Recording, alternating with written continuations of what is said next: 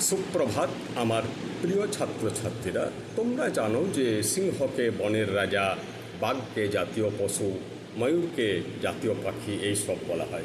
কিন্তু এগুলো আমরা আমাদের কাজের সুবিধার জন্য করেছি। ওরা এসবের বিন্দুমাত্র খবর রাখে না, এসবের উপর বিন্দুমাত্র ইন্টারেস্ট ওদের নাই। ওরা খাবার চায়, সম্মান নয়।